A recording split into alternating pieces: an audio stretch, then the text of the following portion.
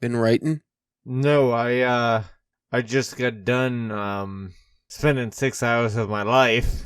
It wasn't like a full 6 hours. Like 5.5. Okay, I'll give you that.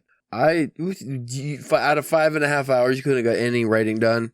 No. Before or after, Mm-mm. or even during, if you were bored in any part.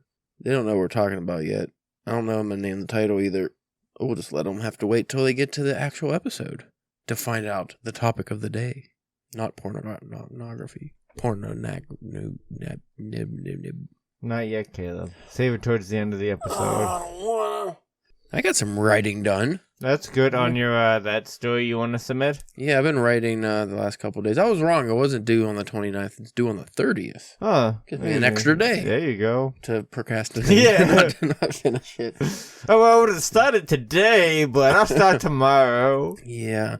Assuming I don't have anything to do on Saturday, I'm going to try to see if I can knock it all out that day. I say I do that, but then I watch that documentary, and I'm just like, well, now I have to write, because that's what you do. Correct? If you're a writer, maybe sit down and put some words on the paper. That'll get head injuries. Lots of head wounds. Yeah, I've had some head wounds. Mostly caused by stupidity. I could imagine. So I done. Some bells have been rung. Oh, yeah. Yeah.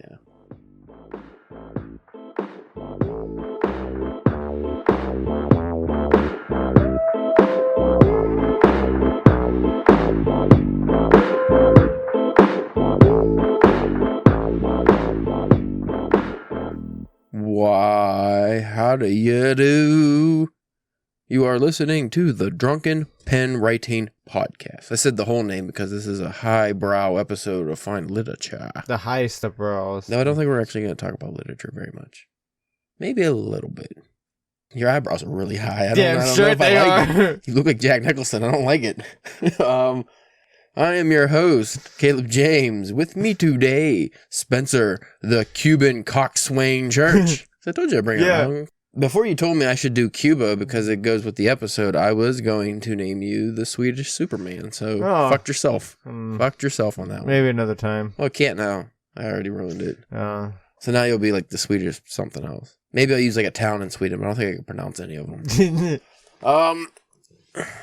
Assuming the title is self-explanatory, then you know what this episode's about. But if not, because I'm thinking about just naming it something like Mustaches and Hemingway or just something ridiculous. I was thinking if we could try to figure out like a Hemingway-like title. Yeah. Like, you know what I mean? Yeah.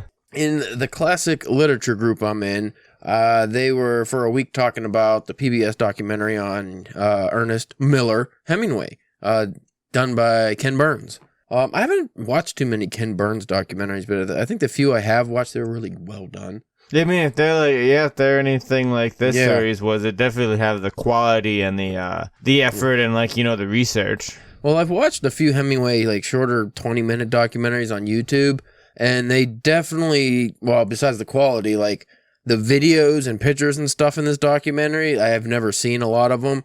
And how did they get World War I footage of Hemingway? Yeah, like him being injured, and they even got that because Hemingway doesn't have really any of his voice on audio except for later in life, but they got one when he was like late 20s or 30s when he was in the Spanish Civil War, and he did a recording of him like reading I'm assuming something he wrote for a magazine or something, but things like that were really cool. It's he really did a deep dive into that. How did they get so many pictures of Hemingway as a kid? And then there was like those older pictures and videos that were in color. Yeah, at the end when he was in Cuba and stuff, that was surprising to me because I wouldn't expect Ernest Hemingway, like whoever's with him, just to be filming all the time. Yeah. And even like there's a famous picture, which I don't think was in the documentary, like right around the time he killed himself. He's in his bathroom.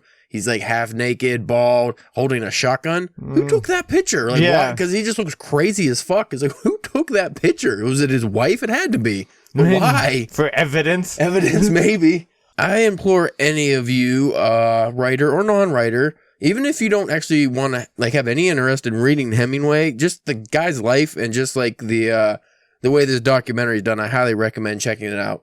I'm not gonna break down Hemingway's life too much because you can just watch the fucking documentary. But I did want to talk kind of about like his writing evolution. You haven't read any Hemingway yet, right? No. I've read most of his stuff now. I'll give you that. I'll let you borrow that PBS because all the short stories they talked about in that documentary are in that collection. Okay. So you'll get a better feel. But one thing I didn't realize about Hemingway was almost all of his stories, not all of them, but I would say 90% of them, it's pretty much just him in the story. Yeah.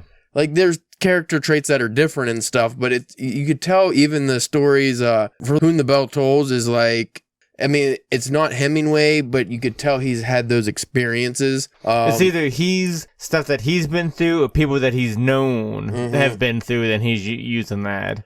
Or The Old Man in the Sea. That was a surprising one because, old Cuban man out to sea catches a fish. I know Hemingway was a deep sea fisherman in his later years, but I didn't think like he would have been in that story really. No, it's 100% about Hemingway again because it's about an older man who's trying to find like some redemption in his life. The old man wants to catch this one big elusive fish and show everybody he's still got it. Well, that was Hemingway in his time because that was right. He wrote a failed novel, like it was universally panned, and everyone said Hemingway's done. His career's over. This is the end for him. And he's like, well, fuck you guys. And this is brain damage, like severely brain damaged Hemingway at this point because he's been in all these accidents and stuff. And then he writes The Old Man in the Sea, wins the Nobel Prize. Yeah. So he's like, that was the old man going out there trying to make, that one last comeback. So I really like that he incorporates things like that. And I wish I would have waited to read that collection till after I saw the documentary, because I would have really been able to pinpoint all the stories that, like, the Nick Adams character is pretty much just Hemingway, which is in, like, most of those stories in that collection. So when you read those, you'll have to let me know what you think, because, I mean, his style is really easy to read. Wasn't his, like, wasn't it the first, like, novel that he really got that, like, went big for him? Was basically the story of whenever he got hurt and he fell in love with the nurse taking care of him. Was that the first novel, or was that? That was a short story which is in the collection. There's a couple of them when he got injured in World War I. He's only like 19 or something at the time. Yeah, and he falls in love with the nurse, and he ends up getting rejected by her, and they think that warped his view on women and stuff for life. But the way no, I think his mom probably had a lot to do with that. We'll get into that. But he had a few stories, which was pretty much like almost like autobiography during that time. But I would say like The Sun Also Rises, where it's like just this young. The only difference about the main character of that story and Hemingway is like that guy was impotent. Yeah, he got his like dick blown off in a war, which it doesn't actually say that, but it's implied. But what it even said in the documentary, all the characters that he was hanging out with in Paris and going to Spain and all these places with. Those are all the people in the story, just changed their names. Yeah. And except for, which was an odd choice, the Jewish athlete guy that he was like friends with, that was like, like kind of a cool guy, he was an athlete and stuff. He made him like a fucking despicable, wienery coward in like, small coward in the book, which was a weird change. But all the characters, he even wrote the book with the character names. Yeah. He wrote the book with all the characters or all their names as the characters, and then he just changed it so he wouldn't get sued. Yeah. So that's another one. It's like, how much of that is actually fiction? Now I go back and read a lot of those stories and stuff. I'm like, how much of this is fiction and just Hemingway's life? Well, I mean, that was like a big part of the documentary series is when it came to even when it came to his life, how much of it was actually truth and how much of it was actually just Hemingway being Hemingway and like hamming it up and chewing the scenery and stuff. It was very hard to separate the author from the work. He also, besides just incorporating like what happened in his life and his stories, he seemed to have a habit of embellishing his own real life. Yeah. Which is weird to me because he lived like a ridiculous life. He fought in 3 wars? Well, he was in World War I. He got blown up. He was an ambulance driver. And then he went to the Spanish Civil War as a correspondent, and then he saw a bunch of horrible shit. And then he went to World War II, and he didn't even want to. He did it in spite of his wife at the time. Yeah. And he saw the invasion of Normandy. Like, he was there on D-Day watching it. And then he ended up fighting. That was crazy. Like, they said he grabbed a rifle and just joined the... And could you imagine being... Because they said that he was in I forget what they were called, but the things that basically that were in the water that pulled up to like the to the beach to let them storm, but he had to stay in that. Could you imagine being in the back of that thing and just looking out? Be terrifying at that beach. I don't know if it's in a collection or not, but I would like to see all his like journalistic things like that, when he's in the Spanish War and stuff, because all of the excerpts they had on that documentary were excellent. And going back to his writing, like I was telling you, I think I was texting you about it. I was telling you yesterday or the other day, whenever. But the way he writes, it's very simplistic, but when you read it out loud, it seems like it changes it. Yeah. Then you can really like get the impact and the imagery and stuff. Like a lot of those, because I read most of those stories that were in that documentary, but then when they were actually read aloud by somebody else, I was like, oh, I get it now. Because when you're reading, you just kind of read through it sometimes. It doesn't hurt having Jeffrey Daniels reading those words too. Yeah, that was great. So I would say audiobooks could actually be, depending on who's doing the audiobook, some of his stories might actually make them better, which I don't say that about a lot of authors. Maybe like a Neil Gaiman too could be, if he's reading it. His dreamy, British accent. Swooning. But the Hemingway stories are interesting because it doesn't seem. Well, I forget who said it in the story. I mean, in the documentary, but it was something along the lines of. It seems like it's just one word at a time, one sentence at a time, and it's just like very simplistic. But then it just hits you, like it lulls you into this false sense of like, oh, this is just an easy read that I think Hemingway said that he writes for anybody to read. He what is it, like a 5th grade level or no, high school? He said anybody in high school should be able to read my work or something like that. Well, people were they read it, but then they don't realize they're actually reading like art. Like it's very literary, and you don't get that even from a lot of classic literature. Like the language is just too flowery that you're like, oh yeah, I'm reading fine literature, and then you kind of can zone out or. I mean, even if you like Dracula, when we read that, it was like, okay, some of this, I don't give a fuck what's happening. But Hemingway, like, there's none of that extra shit. What I didn't know, without reading, any of his work, was how, like, at a time, a lot of it was kind of very, like, controversial. Yeah, well, I mean, that Hills, like, White Elephants or whatever it's called, I mean, when I first read that, I didn't really hit me until the end. It's like, oh, they're talking about abortion in like the 1920s. Like this is not something talked about. And going back to when you mentioned his mom fucking him up, when she had him and his sister, who was around the same age, she would dress them both like boys or both like girls in dresses. Like it was very androgynous. It would make them, say that they were twins. And stuff like that. Weird stuff. And I knew about that, but I didn't know that later in life, like he ended up getting like a sexual fetish for that, like where he'd be with women. And I don't know if this was just strictly brain damage Hemingway, or if this was just his whole life a thing he was harboring.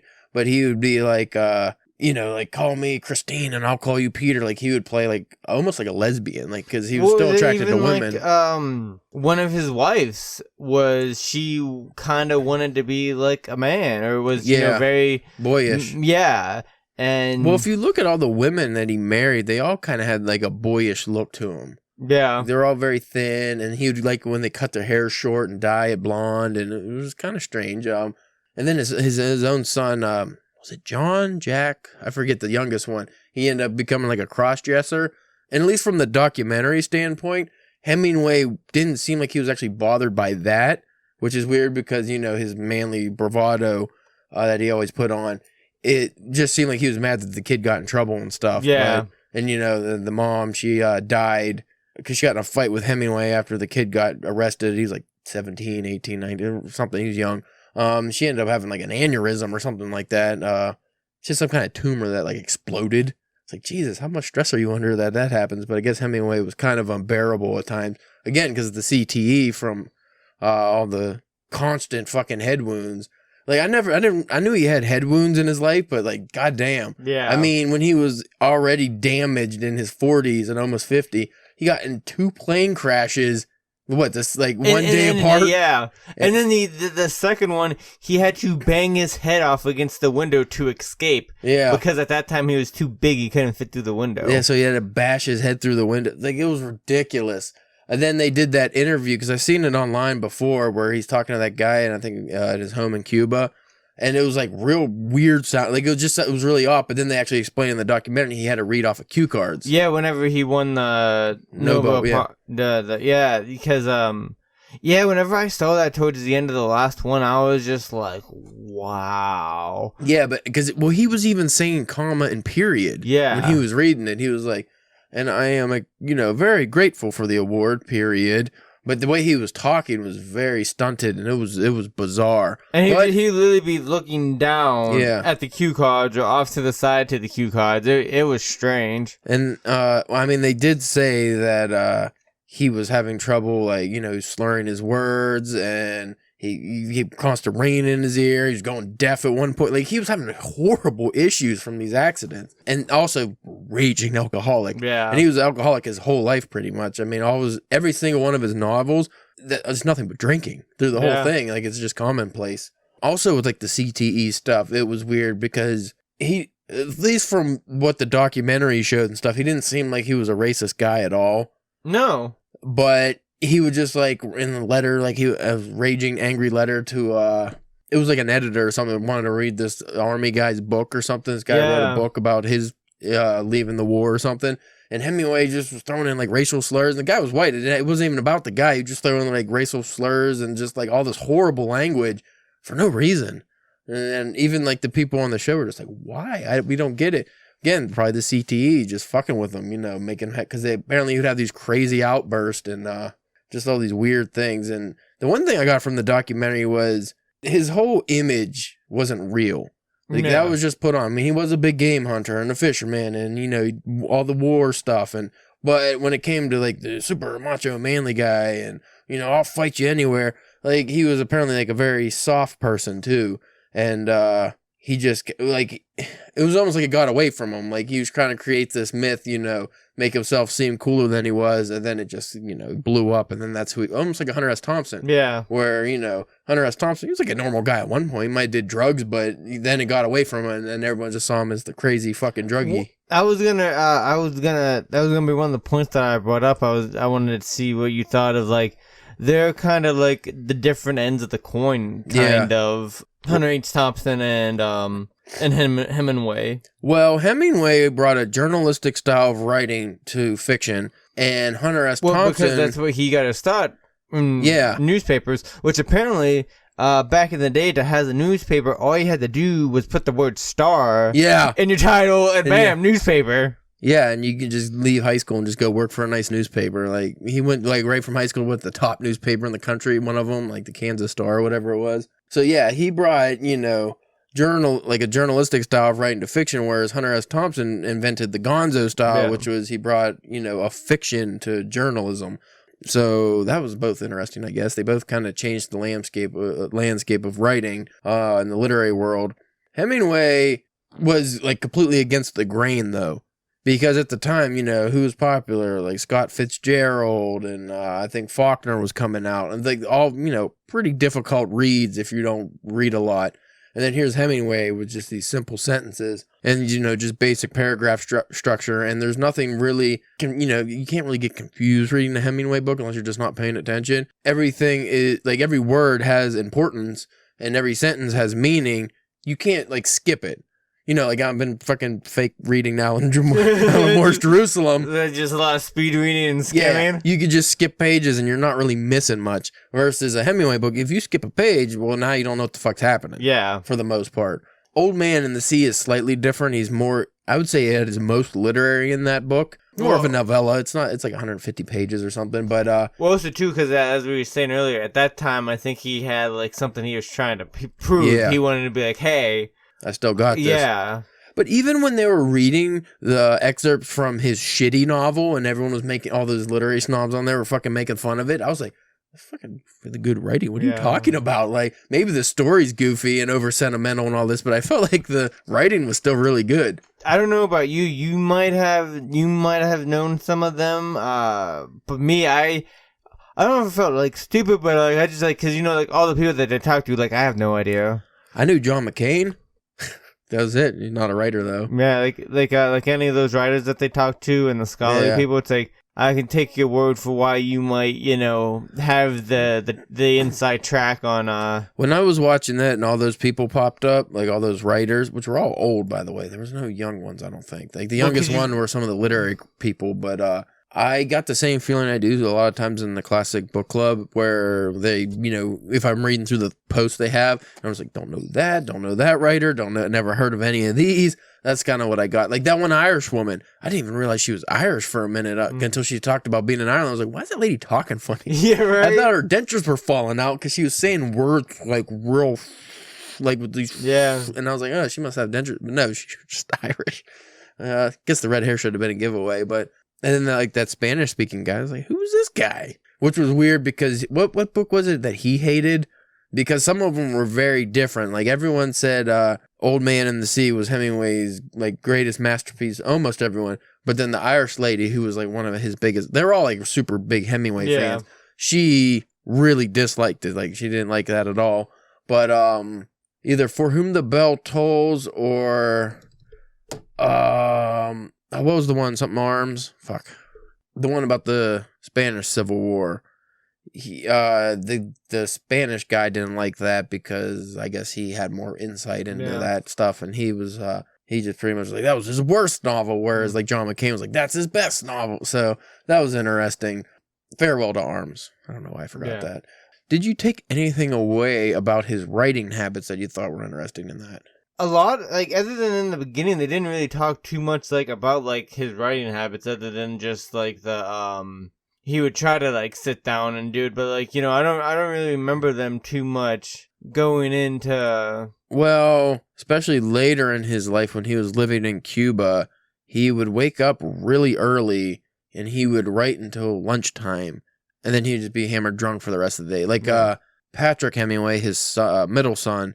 He said that, you wouldn't see dad all day in the morning and stuff. Like, you just didn't talk to him, But then afternoon came, and then he got to spend all his time with the... Yeah, and he'd be all happy because he'd be drunk. Which was very sad, though, because they were talking about, like, what a great childhood they had and stuff. And then, like, Hemingway, every time he wrote a new book, he had to have a new wife, by the way, which is weird, But then all the women, like... I mean, he was a handsome dude when he was young and stuff, and I could see the allure... But all the women, like, even after he divorced them, he did them all wrong because he cheated on all of them with, like, the next one. They still, like, stuck by him. Well, like, he told him, they said that he told him in one of the letters, like, on the third one, he's like, hey, you live by the sword, you die by the sword. Yeah. I was like, fuck. Yeah, he's very harsh, but the sad thing about that was, like, that's with his kids and stuff, as he got older and, like, that brain damage really started kicking in, he started having all these mood swings and stuff.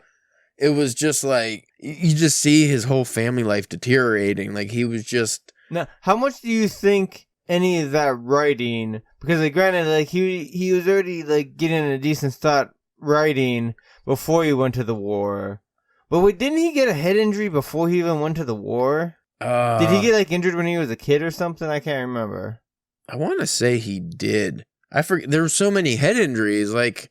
So in one of the wars, it was World War II, I think, when he was just a correspondent, like his fucking Jeep or whatever he's in got blown up and he fucking hit his head on a rock. And then, like, it showed that giant scar on his head when he brought, like, an awning down on himself just at his house. Like, he was very clumsy, apparently. Just always getting hit in the head, but he never died.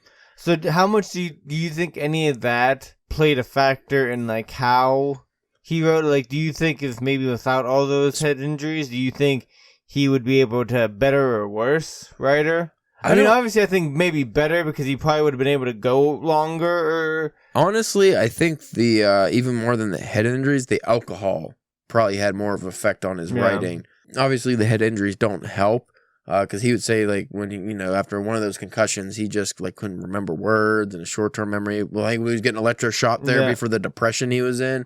It seemed like, because even when he was a kid, like, apparently he was always talking about suicide, and then his dad ended up committing suicide, and he committed suicide the same way, but, like, his whole life was always, like, thinking of death. Well, like, I was gonna say, like, one of, like, if you'd asked me to try to sum Hemingway up in a word, I think the word would have to be ironic. Yeah.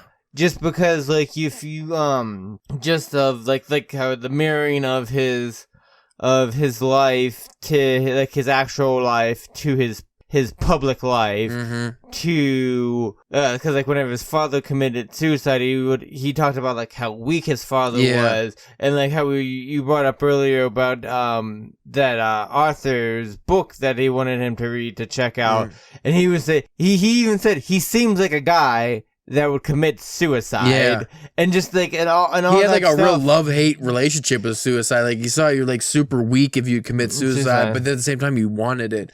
And then like they would say at the parties in Cuba with all of his elderly men friend without wearing any shirts and kind of short pants, like a lot of drinking and. Well, I don't know what's going on there, but they would say boat parties. They would say like they'd bring up how he would practice his suicide in front of them. Yeah, you'd get the shotgun, put his toe in the thing on the trigger, and show how he'd kill himself, and then he'd laugh or whatever. But I guess he just did that all the time.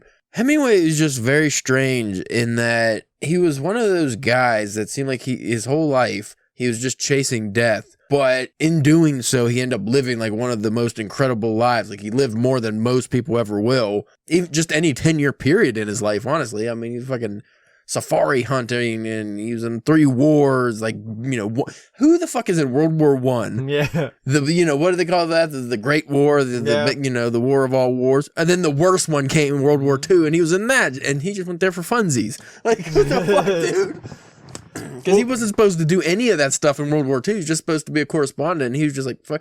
And I also, was it World War II, I think it was. Either that or the Spanish War, one of them. Because apparently a lot of celebrities were going to these wars, which I didn't know. Like Langston Hughes was there with Hemingway, and well, I think those were like how they like the USOs kind of shows where they bring in the celebrities to kind of boost the morale of like the soldiers and stuff like that. Except Hemingway was there. I'm gonna go off with the troops now, and they just let him. That's the weird thing. Like, as strict as the military is, well, Hemingway that's everything. FBI, like every fucking thing he was involved in, just seemed to let him do whatever he wanted. Well, even whenever he was close to the end and he was in the hospital.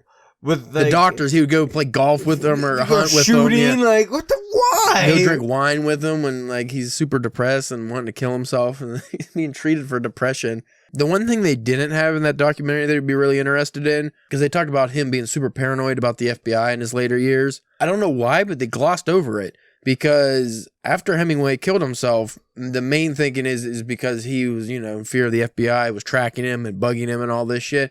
In like 1983 or 84, they released the files on Hemingway, like the Freedom Information Act or whatever it was at the time, and it was true. Like, they had a 150-page report on Hemingway they were following, and he actually worked for the FBI when he was in Cuba. He was a spy for him. Like, he was like working with them, and at some point, and I think it even goes back maybe to like World War I or II, not World War I, but either the Spanish War or World War II. I think he was also doing stuff for him, like, secret shit. And then he ends up finally, he's just like, all right, I don't want to do this anymore. And then they just started stalking him because of the whole, like, he met Fidel Castro for like 5 minutes, but then they made it seem like he was buddies with him. And I think he just pissed off Hoover, honestly. I think he just fucking who was the head of the FBI at the time. I think he just made him mad or something. And you did not want to piss off Hoover. Yeah, because, it sounds like, he's a rich guy and stuff. Why would it be that worrisome if the FBI is following? It's not like they're going to kill him in the street, or like they're not going to do anything to him probably, right? But just imagine if, like, you can't just sit in your house. Well, we can kind of imagine it now, because everything in our house probably records us. But it was different back then. Like, it would be very obvious if you saw 2 guys in a fucking van or something following you around. That would be unnerving. Especially in a small town like Ketchum, Idaho, where he was living. Another just, like, funny thing about Hemingway is, like, he's considered, like, the great American author who, like, never spent any time in America. Like, as soon as he could get fucking out. He was out. He was out, and, like, he hardly came back. The only reason he lived in Idaho for the rest of his, his last how many years was because the Bay of Pigs and shit happened, and then he couldn't go back to his house in Cuba. He actually had to leave all his pets and books and everything he had there. That's probably when they made it seem like that was maybe one of the final things that kind of drove him like towards the end, like over the edge a little bit. Another thing that I don't know if this, I'm assuming this happened after he died, but if it didn't, it would also explain why the FBI was really after Hemingway. Is they put him on money. They put his face on money there. So, a communist country, you don't want to be on their money if you're not a communist. But going back to like his writing, it did seem because they had so many pictures of him actually writing. He had a standing desk for a long time too. Like if you saw a lot of those pictures, especially in his later life, he was at a standing desk, always on his typewriter. Say what you want about the man and his fucking chronic drinking, and he was like Hunter S. Thompson styling it almost, because he couldn't have been getting that much sleep if he was waking up early to write. But like the old man in the sea, didn't it say he cranked that out in like 8 weeks? Something like that, yeah. And like a lot of the he seemed like a binge writer, whereas he would have trouble writing at times, probably again because of the drinking and stuff. But then all of a sudden, if he had this idea and this inspiration, he just ignored the rest of his life. Nobody could talk to him no matter what he did. He was just writing. That's the only thing he cared about. Which would probably be easy with his like writing style. You can get a lot done. Well, another thing about Hemingway's life that I didn't know until I watched the documentary was, I always assumed, because, he was super famous Hemingway, he had to be rich as shit, and that's how he was able to afford to go to all these countries and do all this stuff. No. I mean, other than like his work assignments, so he'd get an assignment with a magazine or a newspaper to go be a correspondent somewhere, he lived off his wives. Yeah. Like most of them, if not all of them, came from like rich families that supported him, and he resented that. But at the same time, relied on it. Especially the one, I forget which one, was it the third one? Pauline? Who, like, put out her own novel, and, like, he told her, like, it was shit. And that was the last one, Mary. And, like, how dare you? Yeah. But then whenever it did come out, like, publicly, he talked about, like, how great it was, and stuff like that. Or he had, like, 5 wives, right? Fourth one, I think, was Mary. I think the one that Mary Gelchin or something was like a writer, and she was the one who was actually on the beach at D-Day, which was crazy. Yeah, she was another one. She was literally the female Hemingway, and it's kind of sad she's lost the time, because I never even heard of her before. No. I was just one of Hemingway's wives. No, she was her own person, her own writer. And from just the excerpts they put of her work on there, it seemed like she might have been a better writer, as far as actual language usage goes. Hemingway was just way more famous, but yeah, he lived off a lot of his wives and stuff. And it was weird. I guess when you're a famous writer, you're going to have writer buddies. It's like everyone in Hemingway's life was really good at writing. Like all those letters, even the letters they would read from his kids or something they would send him. It's like, why is it like his wives' letters, even his first wives who weren't writers? Like, why does everyone write so good? Like, is that just back then everyone could write very well? Well, that was the main form of communication. So, yeah, probably people were better at writing. But now, like, you ever read just a random Facebook post? God, terrible. What I thought was interesting, especially towards the end, I didn't realize, like, Hemingway lived until, like, the early 60s. Because, like, I thought he died sooner, because I thought I must have just thought he was born a little bit sooner. And then especially, like, because, as the documentary is progressing, you can see more photos and footage of him of that time, and then you see, like, the age that he was, like, how he looked when he was, like, 60, and died, and it was just like, oh, man. He looked bad. Yeah. He looked like an old man in his late 40s and 50s. But by the time he was 60, he looked ancient. He looked like an 80-year-old. And I don't know why he would ever get away from the beard. He's always jumping back between, like, mustache and beard. And, like, rock that beard, bro. It was a different time. Like, back then, everyone was clean-shaven. So the fact that he even had the mustache was impressive. But, yeah, he was one of those guys that was like, oh, man, you have an amazing, good-looking beard. Full head of hair, rocket. And even when he got the salt and pepper beard, but only communists had beards back then, like Fidel Castro. So I guess he didn't want to, I don't know. Like, you could tell every time he was on a drunken bender, because then he'd have this giant beard for a while. And then they'll be like, then the next day he comes out, he just has this tight little mustache. Like, what the fuck, guy? Just rock that beard. But that was a very good documentary. I enjoyed it thoroughly, which a lot of those documentaries, I was a little hesitant to watch it just because I thought, it would probably be a little dry. Because there's a PBS documentary. I was like, well, how much, they can't really have strong language or anything. Well, they had some shits in there, I think, and they showed some butt cheek pictures from one of his wives, which I was like, man, how they get that picture on the PBS? And then there was also, like, they were, whenever they read some of the letters and stuff like that, there were swears that they just bleeped them out, though. Yeah, but you knew what they were. Yeah, it was very good. Well, it was Ken Burns documentary, so... I think he got a Muhammad Ali one on there I should watch. Or is he making a Muhammad Ali one? I forget. Also, fucking PBS has a Poe. It's not like a documentary necessarily. It's like because they have an actor playing Poe. Okay. So what do you call those? Like a reenactment. Reenactment. There you go, of something in his life. I don't know if it's his whole life or what it is, but it's like an hour and a half long. And I went to watch that last night, and I have to get PBS Passport, and I think you have to subscribe and I'll pay for it. I was like, fuck. I was very happy that Hemingway documentary wasn't on there because I thought that I was going to have to pay for that. I was like, well, I had to actually watch all 3 parts on my phone because by the time I got to it, they didn't have them on demand anymore. Lame.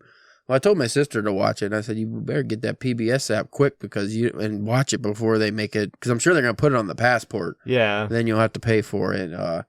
Which, if they had enough content I was interested in, because I'll show you on my list sometime. Like, it looks like they have some good. Well, you have it. You look. Yeah, I was looking. Yeah, because I was like Nova and a lot of good series. It's just like I'm more interested in the writing and literature stuff now, and I didn't see too much of that on there. Like what I would want to watch. Well, I was actually interested too because I was flipping through. They even actually have like some like little mini like comic like interviews and documentaries and stuff like that. So I was like, I might have to keep this app for a little bit.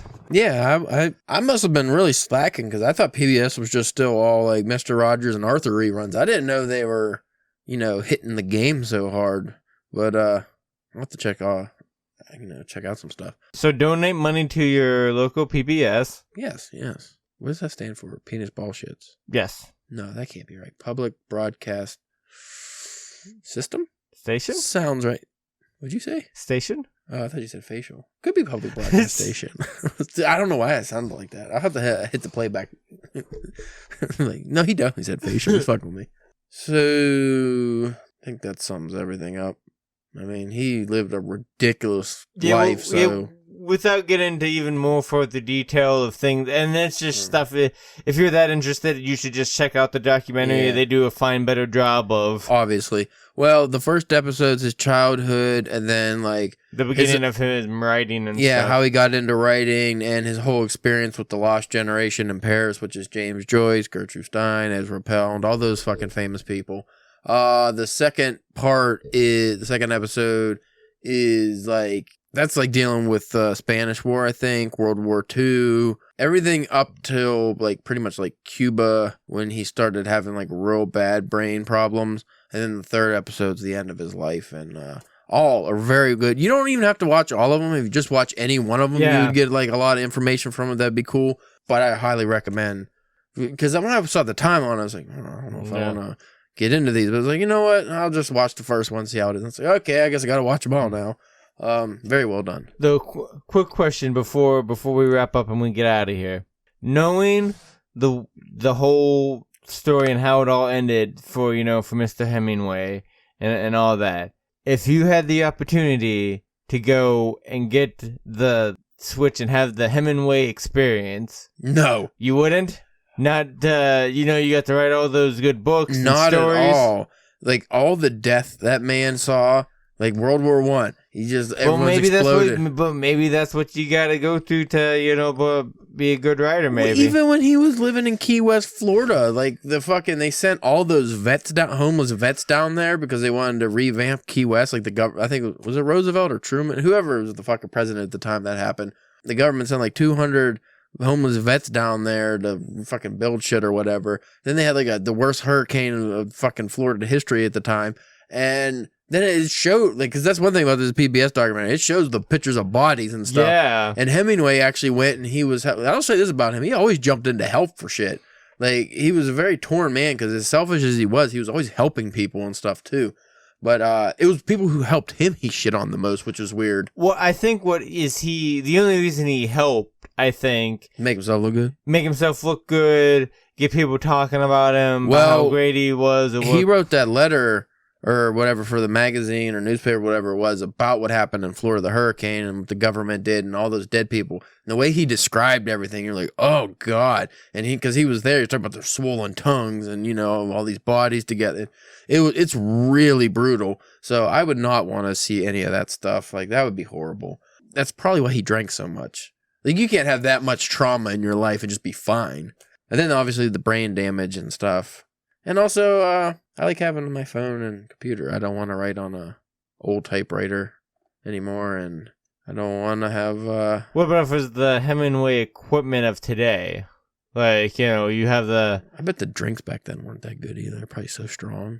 I was going to say they were either super watery or they were the strongest thing that you've ever had. Everything had to be warm. You could either run... They'd be watered down or you could run your car on it. One of the two. Only fancy places had ice. They had to go, scrape it off an iceberg. So anyway, folks, not rambling on too much longer. If you want to check out our Nobel Prize winning fiction, head on over to drunkenpenwriting.com. Spencer just won, what was it, best poet of the year? Oh, yeah. Oh, yeah. Pulitzer for poetry. Yes. Yeah. Poet Master. Poet Master. That was for your, I don't remember what that series was. It was like one word spoken slam poetry. Yes. Something like that. Mm. I think it was about... very powerful and moving. Very powerful. It was about bowel movements, wasn't it? Yes. Yeah, but very powerful movie. Yeah. Very powerful movie. You can also hit us up on the old Twitter at DrunkpenWriting, Instagram and Facebook at DrunkenPenWriting. And Spencer's OnlyFans this week is the Swedish Superman. You have to tune in to find out. Oh, so it's not Swedish Superman anymore. He changed it already. Well, maybe it is. Maybe it's not. Well, just check it. I feel bad if I go and look up Swedish Superman. Like, who the fuck? Oh my god, this guy's buff. Is that what Spencer looks like? No. Yes, that is what Spencer looks like. You gotta have more confidence, man. Also, just fun fact, not really a fact. If you want to see a good portrayal of Hemingway in a movie, check out Midnight in Paris by the despicable Woody Allen. I never was a really big Woody Allen fan, even before I learned what a creep he was. But Midnight in Paris is a funny movie, but it deals with Owen Wilson's character going back in time, and he's meets Hemingway, Loki, aka Fitzgerald. That's what he's in the movie. I was gonna say, that's one thing I'm surprised that there hasn't been some kind of a biopic Hemingway movie. I think it would be too unrealistic. Is it? It would be like some of those old war movies where they had to tone everything down because it came off too unrealistic. Because sometimes life is stranger than fiction. Yeah. But a Hemingway biopic would be awesome. But again, if it's a 6-hour documentary, well, what are they gonna fucking have for a movie? Maybe a series? I don't know. We'll talk about that. So thanks for listening, and catch you next week. What are we talking about next week? Never know. I don't know. Is it next week? We recorded it already? I don't know, man. That's that porn episode. Well, we still got one more to record. We can record next Thursday. Maybe Tuesday. I don't know. See you later. Bow!